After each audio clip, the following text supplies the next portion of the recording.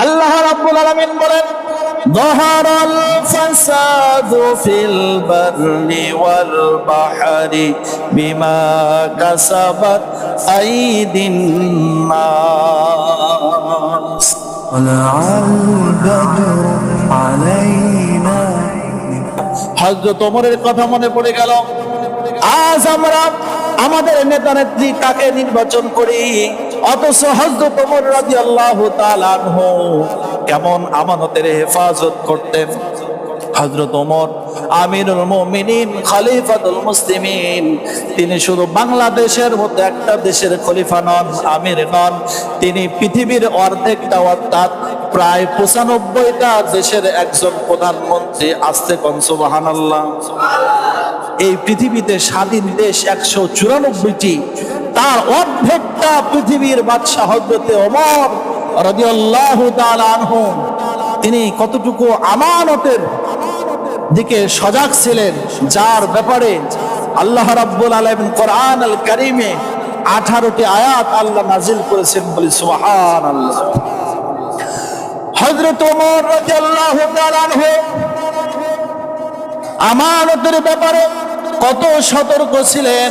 হযরত ওমর রাদিয়াল্লাহু তাআলা আনহু তিনি একদিন তিনার বাড়ির পানি পান করার জন্য পানি পাত্রটা, কলসিটা নিয়ে কূপ থেকে পানি নিয়ে আসতেছিলেন। এমন সময় ওই মদিনার একজন মানুষ হযরত আমিরুল মুমিনিন, খলিফাতুল মুসলিমিন ওমরের কাছে দৌড়ে দৌড়ে আসতেছে। হযরত ওমর লক্ষ্য করে দাঁড়িয়ে গেলেন। ওই মদিনার মানুষটা এসে বলতেছে, আমিরুল মুমিনিন, একটা বিষয়ে জানার জন্য আপনার কাছে এসেছি। হযরত ওমর সঙ্গে সঙ্গে দাঁড়িয়ে গেলেন, আর পানির কলস তিনি মাথা থেকে তার হাঁটুর উপর নামিয়ে রাখলেন। এখন যেই লোক আসলেন তিনি বলতেছেন, আমিরুল মুমিনিন, আপনি এই আপনার পানির কলসটা হাঁটুতে না রেখে আপনি মাটিতেও রাখতে পারেন। যেহেতু পানি ভর্তি কলস, আপনার কষ্ট হচ্ছে, আপনি একটু মাটিতে রাখেন, আপনার সাথে আমার গল্প হোক, এরপরে আপনি আপনার পাত্র নিয়ে, কলসিটা নিয়ে আপনি চলে যাবেন। হযরত ওমর বলতেছেন, ওগো আল্লাহর বান্দা শোনো, আমার কাছে তোমার যে প্রয়োজন, যে কারণে তুমি আমি ওমরের কাছে এসেছো, তুমি বলো। আজ আমি যদি আমার এই পানি ভর্তি কলসটা যদি আমি আমার হাঁটুতে না রেখে আমি আমার জমিনে রাখি, এই জমিনের মালিকটা আমি নই, এই জমিনের মালিক মদিনার অমুক ব্যক্তি। এই জমিন থেকে যদি আমার কলসের নিচে পানি আছে, আমার কলসের নিচে পানির সঙ্গে যদি জমিনের কিছু মাটি অংশ উঠে যায়, কিয়ামতের দিন আল্লাহ পাক যদি আমাকে ওই কলসির নিচের মাটি সম্পর্কে যদি জিজ্ঞেস করে, আমি ওমর কি জবাব দেব? তোমার প্রশ্ন তুমি করো। সুবহানাল্লাহ। ওই লোক বলতেছে, আমিরুল মুমিনিন, খলিফাতুল মুসলিমিন, আমার প্রশ্নের জবাব আমি পেয়ে গেছি, আর উত্তর দিতে হবে না। হযরত ওমর বলতেছেন, ওহে বান্দা, তুমি তো প্রশ্নই করলে না, কেমনে উত্তর পেলে? ওই লোক বলতেছে, আমিরুল মুমিনিন, আমি প্রশ্ন করতেছিলাম, আমার বাড়ির পাশে এক প্রতিবেশীর কিছু জমির অংশ আমি ভক্ষণ করতেছি। আমি জানতে চাইছিলাম, আমিরুল মুমিনিন, আমি আমার প্রতিবেশীর যে জমিটুকু আমি ভক্ষণ করতেছি, আমার জন্য এটা কতটুকু বৈধ হবে, কতটুকু জায়েজ হবে? আমিরুল মুমিনিন, যার সাথে আল্লাহর নবী বলেছেন, আনা খাতামান নাবিয়্যিন লা নাবিয়্যা বাদি, লাউ কানা নাবিয়্যান ফাকানা ওমর। আল্লাহর নবী যাকে তার নবুয়তের যোগ্য মনে করেন, যার ব্যাপারে আল্লাহর নবী আশারে মুবাশশারা ২ নম্বরে ঘোষণা করেছেন হযরত ওমর, সে ওমর যদি অন্যের জমির সামান্য কলসির নিচে লেগে যাওয়া মাটির ব্যাপারে চিন্তা করেন, সেখানে আমি সামান্য বান্দা হয়ে অন্যের জমি ভক্ষণ করব, আমি আমার জবাব পেয়ে গেছি, এই জমি আমার জন্য হালাল হবে না। সুবহানাল্লাহ। আর আমরা এখন আমানত কতটুকু রক্ষা করি, কতটুকু খেয়ানত করি। এই জন্যই তো আমাদের উপরে বারবার ভূমিকম্প। আল্লাহ রাব্বুল আলামিন বলেন, কিয়ামত যখন শুরু হয়ে যাবে, কিয়ামত যখন অনুষ্ঠিত হয়ে যাবে, প্রথমে কিন্তু জিলজাল শুরু হয়ে যাবে, ভূকম্প শুরু হয়ে যাবে। আল্লাহ রাব্বুল আলামিন বলেন, ইদা জুলজিলাতিল আরদু জিলজালাহা ওয়া আখরাজাতিল আরদু আসকালাহা। এই জমিনটা প্রকম্পিত ভাবে এমন ঝাঁকুনি দিবে, মানুষ হয়রান হয়ে যাবে। আর জমিনের যত সম্পদ ছিল, এই পৃথিবীর যত সম্পদ তা কার ভিতরে আছে? জমিনের ভিতরে আছে। সোনা বলেন এই জমিনে আছে, হীরা বলেন এই জমিনের ভিতরে আছে। মানিক মুক্তা যত সম্পদ আছে এই জমিন আল্লাহ দিয়ে রেখেছেন। সমস্ত সম্পদ সেই দিন আল্লাহ পাক উঠায় দিবেন। মানুষ সেই দিন বলবেন, ওয়াকালাল ইনসানু মালাহা। আয় কি হচ্ছে? এই সম্পদের জন্য আমরা কত মারামারি, হানাহানি, আমানতের খেয়ানত করেছি। আজ সেই সম্পদ জমিন থেকে উদ্গীরণ হয়ে যাচ্ছে। মানুষ সেই দিন ওই সম্পদ আর গ্রহণ করবে না। মুহতারাম হাজিরিন, আসুন, এই যে বারবার কিয়ামত, বারবার ভূমিকম্প, এইটা আমাদের জন্য সতর্ক। আল্লাহর নবী বললেন, আবু হুরায়রা, 2 নাম্বার আলামত হচ্ছে মানুষের ভিতরে আমানতদারি থাকবে না।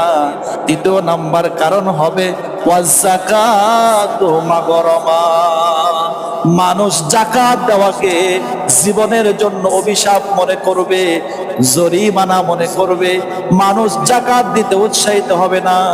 বলেন তো, আমাদের সমাজের মানুষ যাকাত দেয় কি দেয় না? দেয়, কিন্তু আল্লাহর বিধান, রাসূলের সুন্নাহ অনুযায়ী যাকাত আদায় হয় না। মনে করে যাকাত দেয়, মনে করে এইটা আমার একটা জরিমানা, মনে করে এইটা আমার একটা বিরক্ত। মানুষ যাকাত দেওয়াকে জরিমানা মনে করবে। আমার ইমানদার ভাইয়েরা, আমার এই ৫৬,০০০ বর্গ মাইলের বাংলাদেশে আমাদের এই দেশের অর্থনৈতিক অবস্থাটা এমন যে ধনী আরো ধনী, যে গরিব আরো গরিব। আমার এই ৫৬,০০০ বর্গ মাইলের বাংলার জমিনে যদি আল্লাহর আইন বাস্তবায়িত হয়ে যাকাত ভিত্তিক অর্থ ব্যবস্থা চালু হতো, একটা বছর পার হলে যাকাত দেওয়ার মতো কোনো মানুষ বাংলাদেশে থাকতো না। কিন্তু আমরা যারা টাকা পয়সা আছে যাকাত দেই, হিসাব করে দেই না, হিসাব করে যাকাত দেই না। যতটুকু সামাজিক মর্যাদা বৃদ্ধির জন্য মাইকিং করে একেবারে যারা যাকাত নেয় এদেরকে বেইজ্জতি করে আমরা যাকাতের সিস্টেম চালু করেছি। ভাইরা আমার, যাকাত দেওয়া মানে আপনি যাকাত দিলেন, তার প্রতি আপনি দয়া করলেন না, বরং আপনার কাছ থেকে যাকাত নেই, তিনি আপনার উপরে হেসান করলো। বলি সুবহানাল্লাহ। এটা কেমনে? কারণ আল্লাহ রসুল বলেন, মেরাজ থেকে এসে আল্লাহ রসুল বলতেছেন, আমার সাহাবীরা শোনো, আমি দেখলাম দোজখের ভিতরে কিছু মানুষকে উহুদ পাহাড় সমপরিমাণ পাহাড়কে গলার সঙ্গে লাগিয়ে দিয়ে তাদেরকে শাস্তি দেওয়া হচ্ছে। বলা হচ্ছে, তুমি এখন যাও, তুমি এখন চলো।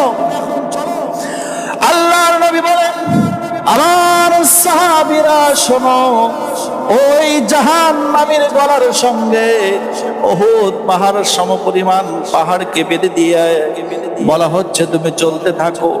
আমার সাহাবীরা, ওই জাহান্নামী ব্যক্তি চলতে পারতেছে না, জাহান্নামের ফেরেশতারা জাহান্নামের লাঠি দিয়ে পিটায়া পিটায়া তাকে সামনের দিকে নিয়ে যাবে।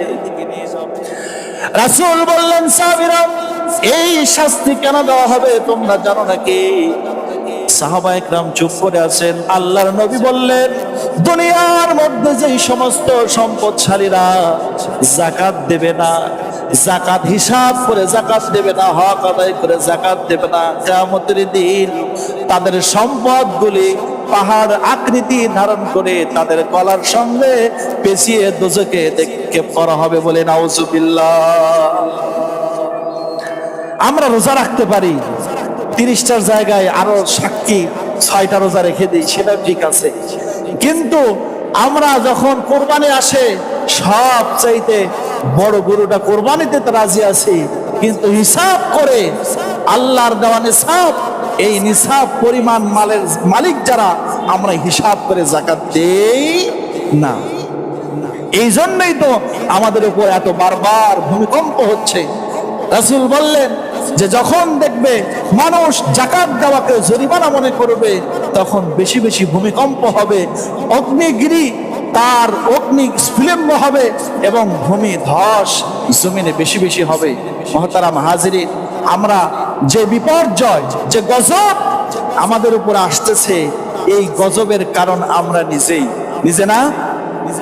আল্লাহ রাব্বুল আলামিন বলেন, ظهر الفساد في البر والبحر بما كسبت أيدي الناس। আল্লাহ পাক রব্বুল আলামিন বলেন, মানুষ জলে এবং স্থলে দুই হাতে যা কামাই করে রোজগার করবে, যে আমল বান্দা করবে আমি আল্লাহ বান্দার ভাগ্যে তাই দিব। আমাদের দেশে এই যে বারবার ভূমিকম্প হচ্ছে, আমরা এত বেহায়া হয়ে গেছি, বেপর্দা, অশ্লীলতার একেবারেই নিম্ন স্তরে আমরা চলে গেছি, যার কারণে আল্লাহ রাব্বুল আলামিন আমাদেরকে বারবার ভূমিকম্প দিচ্ছেন। আপনারা জানেন গতকাল একটা ভূমিকম্প হয়ে গেছে। এই জন্য বিশেষজ্ঞ ভূতাত্ত্বিকরা বলতেছেন, যারা এই ভূগর্ভ নিয়ে, জমিন নিয়ে গবেষণা করে, তারা বলতেছে যে কোনো সময় বড় ধরনের ভূমিকম্প হতে পারে। আমরা এর আগেই ভালো হয়ে যাব, আমাদের ঈমান আমল পরিবর্তন করব, যাতে আমাদের ঈমান আমলের বদলতে আল্লাহ রাব্বুল আলামিন সকল গজব থেকে আমাদেরকে বাঁচায় রাখেন। সকলে বলে আল্লাহুম্মা আমিন।